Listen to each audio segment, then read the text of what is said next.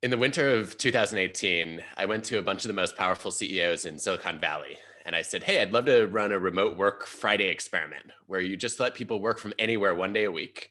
And we can test the effects on productivity and creativity. And they all said, no, thank you. We don't want to open Pandora's box. We're afraid people are going to procrastinate all the time, that they'll never come back to the office, and that our culture is going to fall apart. Fast forward 3 years, at least 3 of those CEOs have now announced that their workforce might be permanently remote. And to me, that was such a missed opportunity for rethinking, right? That they could have had all of 2018 and 2019 to practice working remotely and figure out how to make it work.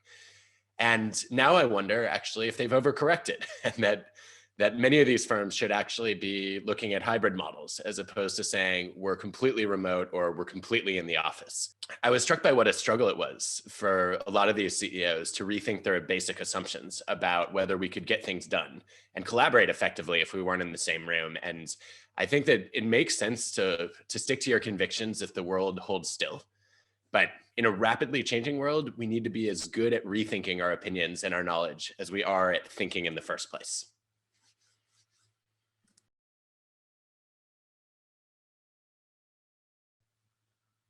My colleague Phil Tetlock wrote this brilliant paper about how we spend way too much time thinking like preachers, prosecutors, and politicians. When we're in preacher mode, we think we've already found the truth, and our job is to proselytize it and spread it. In prosecutor mode, we're trying to win an argument, and that means proving the other person wrong. And in politician mode, the goal is to win the approval of an audience. And I worry that all 3 of these mindsets stop us from questioning ourselves. Because if I'm a preacher or a prosecutor, I've already decided that I'm right and you're wrong. And that means I don't ever have to change my mind.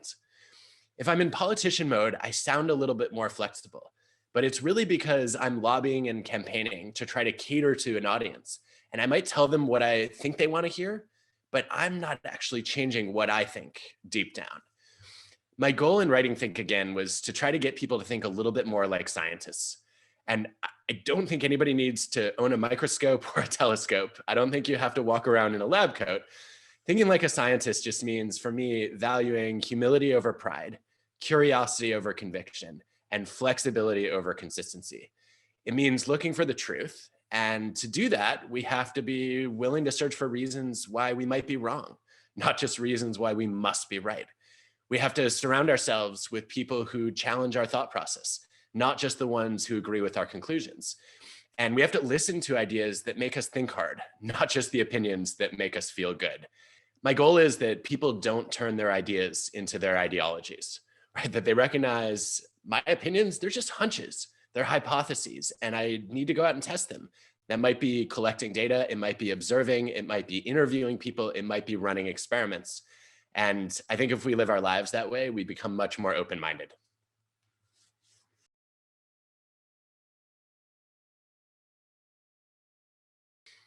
Phil Tetlock's work on super forecasters teaches us something fundamental about how much rethinking is actually necessary. One of the fears people have when they read Think Again is all of a sudden, I have to question everything all the time. I need to ask myself on a daily basis, am I in the wrong job or career path? Did I marry the wrong person? Should I move to a different country? And the answer is no, no, and probably not, right? In most situations. I think of rethinking as something that we need to do a little bit more often on important decisions and judgments that we make. And the data on super forecasters are revealing on this. In a typical tournament, the average forecaster will make a prediction and then update it twice. Phil finds that what the super forecasters do differently is they update their forecasts maybe more like 4 times. And I think that says to me something very basic and very useful in our daily lives, which is you don't have to rethink every decision or prediction 47 times, right? You might just need to do it 1 or 2 extra times more often than you typically would. And I think that's manageable. I think it's doable.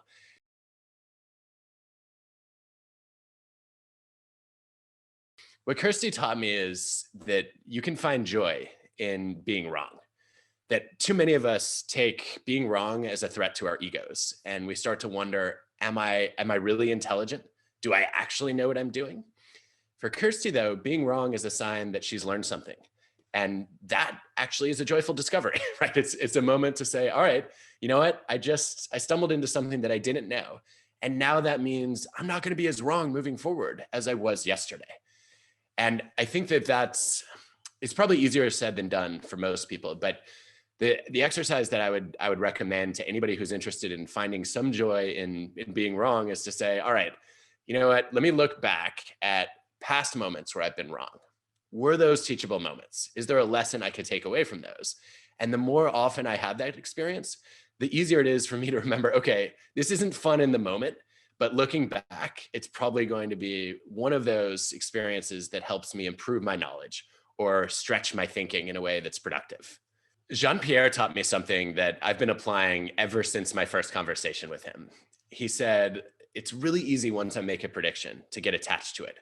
And then I want to find reasons why it's true. And I fall victim to too much confirmation bias. And I'm just supporting my pre-existing expectations. Or I get trapped in desirability bias, where I only see what I want to see. And his way around that was when he made a forecast, he would make a list of conditions under which he would change his mind. And I thought this was such a clever way to keep himself honest, because if you do that exercise once you've already registered your prediction, then it's a little bit too late. Whereas if you do it at the outset and you say, okay, based on the information I have today, here are the predictions that I think are reasonable, but here's what I might learn over the next week and the next month that could shift that forecast. That's pre-committing to being willing to change his mind. And so I think anytime you make a prediction, that's something you could do right away is say, okay, let me identify at least 3 factors that would shift this forecast. And that way, if one of those situations happens to unfold, or if one of those pieces of information gets validated, now I have a responsibility and I'm accountable for being willing to rethink my opinions.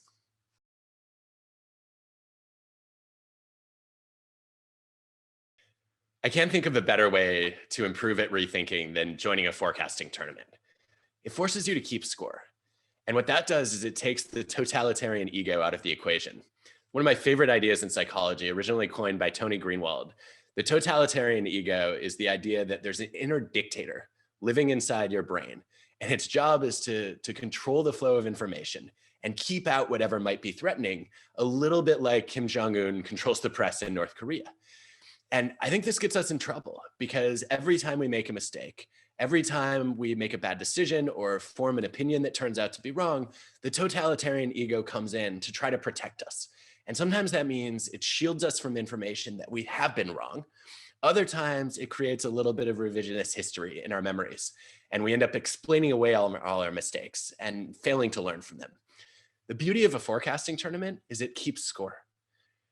I think once you get that scorecard and you see where you've been wrong, where you've been right, where you've been overconfident, where you've been underconfident, you can start to identify opportunities for improving your own rethinking. And I think that's an experience we should all go through.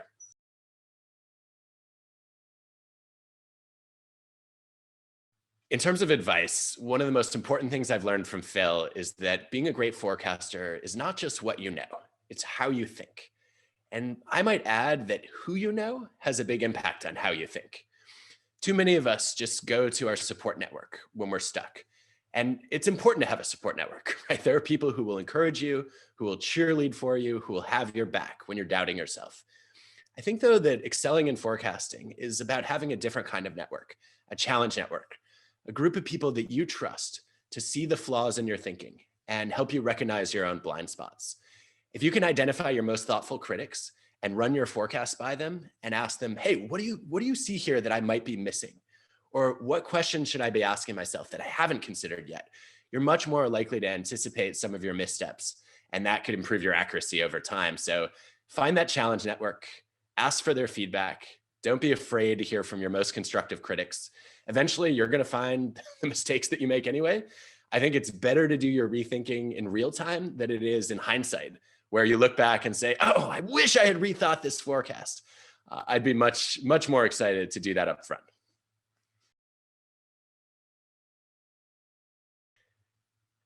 You know, honestly, I've always wanted to be super at something. When I was a kid, I wanted to be Superman, obviously not a realistic career aspiration. Then I find out I'm a super taster. but that's not actually that super. I just have extra taste buds on my tongue, and it means I can't stand chocolate or coffee or green vegetables. But super forecasting, that's actually a desirable super, right? That's a superlative that we could all aspire to. And I think the first step toward becoming a super forecaster is learning from them. So this tournament is the best place I can imagine going to improve your own ability, not only to predict future events, but also just to become a clearer, more rational thinker and rethinker.